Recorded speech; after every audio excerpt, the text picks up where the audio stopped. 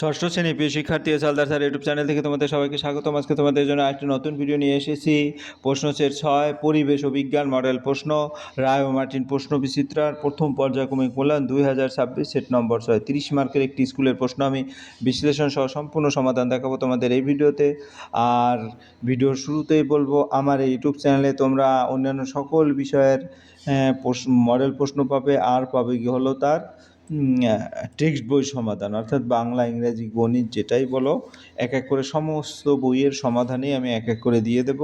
হ্যাঁ, আর অনেক টেক্সট বইয়ের সমাধানই আমি দিয়ে দিয়েছি। তোমাদের প্রয়োজনীয় যে সমস্ত টপিকস তোমাদের দরকার সেগুলো আমার ইউটিউব চ্যানেলে গিয়ে দেখে নিতে পারবে। যাই হোক, পুরো কাজেই তোমরা যারা এখনও আমার চ্যানেলটিকে সাবস্ক্রাইব করোনি তারা এখনই চ্যানেলটিকে সাবস্ক্রাইব করে বেল আইকনটি প্রেস করে দাও, এরকম আরও অনেক ভিডিও পাওয়ার জন্য।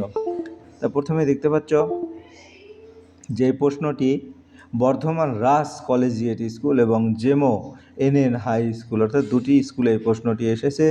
এখানে 1 থেকে শুরু করে 4 দাগ নম্বর পর্যন্ত প্রশ্ন আছে। 1 দাগ নম্বরে হচ্ছে তোমার এমসিকিউ 1 থেকে 10 পর্যন্ত, 2 দাগ নম্বরের শূন্যস্থান, 3 দাগ নম্বরের নিচের প্রশ্নগুলোর নির্দেশ অনুসারে উত্তর দাও, এবং 4 নম্বরের প্রশ্ন বিকল্প প্রশ্ন লক্ষণীয় 2 মার্কের প্রশ্ন।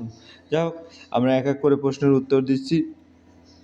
তো প্রশ্নটা একটু ভালো করে চোখ বুলিয়ে নেই। প্রশ্নটা যদি আমরা দেখি সেখানে কি আছে প্রশ্নের মধ্যে। হ্যাঁ, প্রশ্নের মধ্যে দেখা যাচ্ছে এই যে টোটাল যে প্রশ্ন, সেটা আমি আবার তোমাদের ওয়ার্ড ফন্টে দেখিয়ে দিচ্ছি যে টোটাল প্রশ্নটা হচ্ছে এটা, ঠিক আছে। হ্যাঁ, তাহলে আমরা সরাসরি চলে যাব 1 নম্বরের প্রশ্ন, 1 নম্বরের 1। হ্যাঁ, 1 নম্বরের 1-এ কী বলেছে? 1 নম্বরের 1 হচ্ছে, নিচের কোন ঘটনাটি একমুখী? জল জমে বরফ হওয়া, লোহায় মরিচা পড়া, অর্থাৎ 1 নম্বর, নাকি তোমার রোদে রাস্তায় পিচ গলে যাওয়া, নাকি হাওয়া ভরে বেলুন ফোলানো? আমরা যদি দেখি এটার উত্তর হবে কোনটি? এটার লোহায় মরচে পড়া, অর্থাৎ বি নম্বর উত্তর। কারণ মরচে পড়া একটি অপরিবর্তনীয় রিভার্সিবল প্রক্রিয়া। একবার মরচে পড়লে আগের অবস্থায় সহজে ফেরানো যায় না, অন্যগুলো উপমুখী। এরপরের প্রশ্ন যদি আমরা দেখি, এরপরের প্রশ্ন কি বলেছে? মোমের গলন 2 নম্বরে। আমরা প্রশ্নটা যদি একটু দেখি, 2 নম্বরে হচ্ছে মোমের গলন, অর্থাৎ এই যে 2, মোমের গলন রাসায়নিক পরিবর্তন, প্রাকৃতিক ঘটনা, ভৌত পরিবর্তন, নাকি কোনোটিই নয়? আমরা যদি দেখি মোমের গলন, সঠিক উত্তর ভৌত পরিবর্তন। মোম গলে তরল হয় কিন্তু তার রাসায়নিক গঠন বদলায় না।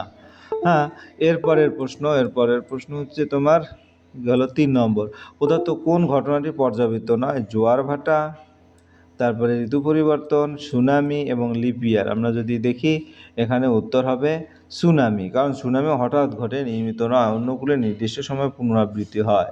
এরপরের প্রশ্ন 4 নম্বরের প্রশ্ন। 4 নম্বরের প্রশ্নে কি বলছে? উভমুখী ভৌত পরিবর্তন হলো মাটির ভার ভেঙে যাওয়া, চিনির দ্রবণ তৈরি হওয়া, ভাত রান্না করা, মুরগির ডিম ফুটে বাচ্চা বেরোনো। আমরা যদি এটা দেখি, চিনির দ্রবণ তৈরি করা, পানি বা জল থেকে চিনি আবার আলাদা করা যায়, বাষ্পীভবন, তাই এটি উভমুখী। এরপরের প্রশ্ন হচ্ছে পেন্সিলের 5 নম্বরের প্রশ্ন। পেন্সিলের দাগ মোছার ইরেজার তৈরি হয় অর্জুন, শাল, পাইন, রবার গাছের আঠা থেকে? উত্তর রবার গাছের আঠা থেকে, কারণ ইরেজার তৈরি হয় রবার গাছের ল্যাটেক্স আঠা থেকে। এরপরের প্রশ্ন হচ্ছে 6 নম্বর। প্রদত্ত কোনটি পরজীবী উদ্ভিদ? স্বর্ণলতা, ক্যাকটাস, ঝিঙ্কোনা, সর্পগন্ধা, অর্থাৎ উদ্ভিদ বলেছে, তাহলে আমরা এটাকে স্বর্ণলতা বলবো, কারণ স্বর্ণলতা অন্য গাছ থেকে খাদ্য গ্রহণ করে, তাই এটি পরজীবী। এরপরের প্রশ্ন হচ্ছে তোমার তরল মিশ্রিত কোনো অদ্রাব্য কঠিন পদার্থের সূক্ষ্ম কণাগুলোকে ফিল্টার কাগজের সাহায্যে ছেঁকে ওই তরল থেকে পৃথক করার পদ্ধতিকে বলে পরিশ্রুত আশ্রাবণ, কেলাসন, পরিশ্রাবণ। উত্তর হচ্ছে কি? পরিশ্রাবণ। ফিল্টার পেপার ব্যবহার করে আলাদা করার পদ্ধতি হলো ফিল্ট্রেশন বা পরিশ্রাবণ। এরপরের প্রশ্ন 8 নম্বরের প্রশ্ন তোমার, কার্বন হলো এক প্রকার ধাতু, অধাতু, ধাতুকল্প, তড়িৎ বিশ্লেষ্য। কার্বন হলো এক প্রকার অধাতু, কার্বন একটি নন মেটাল। এরপরে সিনকোনা গাছের ছাল থেকে পাওয়া যায় রবার, কুইনাইন, রজন, গদ। সিনকোনা গাছের ছাল থেকে পাওয়া যায় কুইনাইন। কুইনাইন ম্যালেরিয়া চিকিৎসায় ব্যবহৃত হয়। তারপরে একটি যৌগিক পদার্থ হলো বাতাস, জল, অক্সিজেন, কার্বন। একটি যৌগিক পদার্থ হচ্ছে জল, কারণ জল একটি যৌগ, বাতাস মিশ্রণ, আর অক্সিজেন ও কার্বনের মৌল। এরপরের প্রশ্ন 3 নম্বরের প্রশ্ন।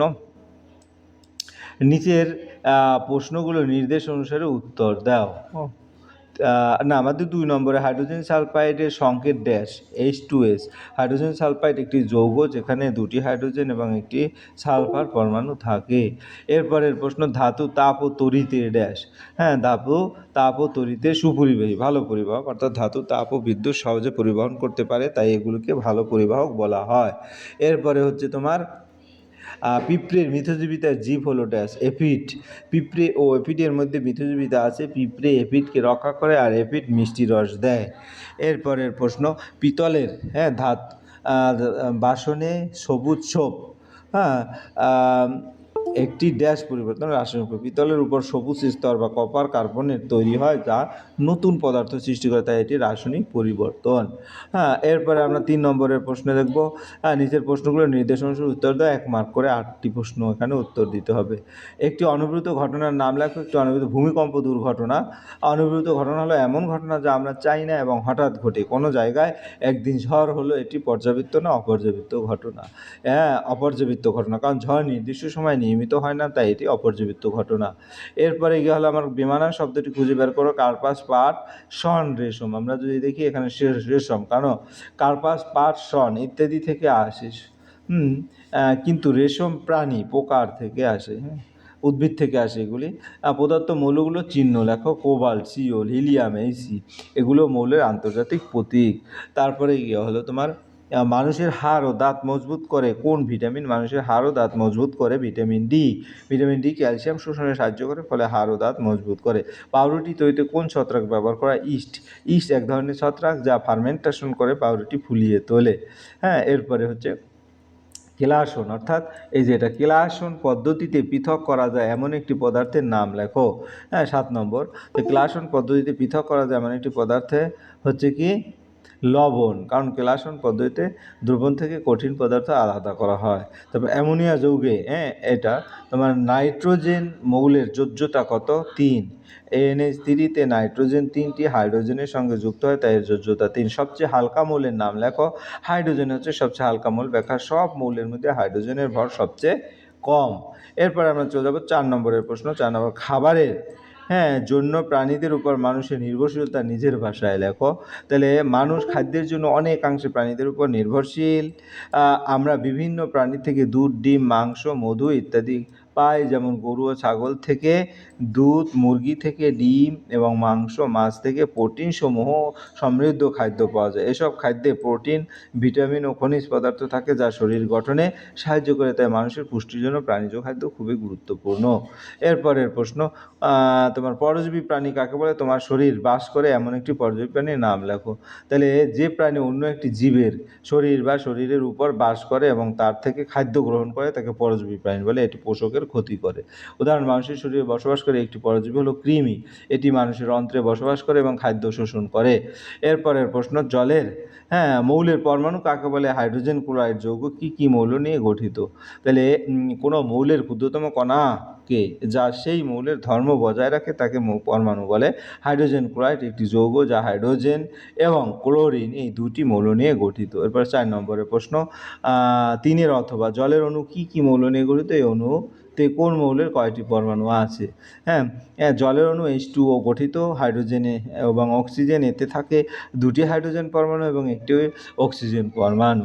এরপরের প্রশ্ন, ধাতুর বৈশিষ্ট্যগুলি লেখো। ধাতুর প্রধান বৈশিষ্ট্যগুলো হলো ধাতু তাপ ও তড়িতের ভালো পরিবাহক, ধাতু চকচকে উজ্জ্বল, ধাতু পিটিয়ে পাতলা করা যায়, নমনীয়, ধাতু টেনে তার বানানো যায়, নমনীয়তা, অধিকাংশ ধাতু কঠিন, পারদ ব্যতিক্রম, ধাতু শব্দ উৎপন্ন করে ধ্বনিতে। তারপরের প্রশ্ন, পাহাড়ের উপর আমাদের শ্বাসকষ্ট হয় কেন? পাহাড়ের উপর উচ্চতা বেশি হয়, বায়ুচাপ কম থাকে এবং অক্সিজেনের পরিমাণও কম থাকে, ফলে শরীরে পর্যাপ্ত অক্সিজেন প্রবেশ করতে পারে না। এই কারণে শ্বাস নিতে কষ্ট হয় এবং মাথা ঘোরা বা ক্লান্তি অনুভব হয়। এরপরের প্রশ্ন হচ্ছে কি, মিথজীবিতা কাকে বলে? উদাহরণ দাও, বুঝিয়ে দাও। যখন দুটি ভিন্ন জীব একসঙ্গে বসবাস করে এবং উভয় একে অপরের থেকে উপকার পায়, তখন তাকে মিথজীবিতা বলে। উদাহরণ, পিঁপড়ে ও এফিড। পিঁপড়ে এফিডকে রক্ষা করে, এফিড পিঁপড়েকে মিষ্টি রস দেয়, ফলে উভয় উপকৃত হয়।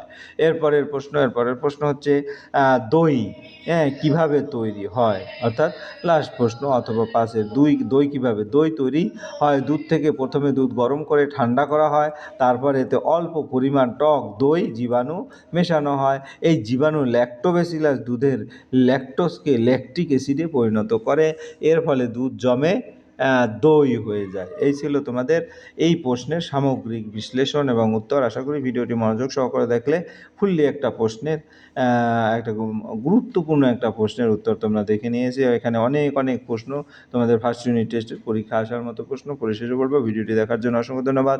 ভিডিওটি ভালো লাগলে লাইক কমেন্ট শেয়ার করতে ভুলবে না। আজ এই পর্যন্তই, ধন্যবাদ সবাইকে।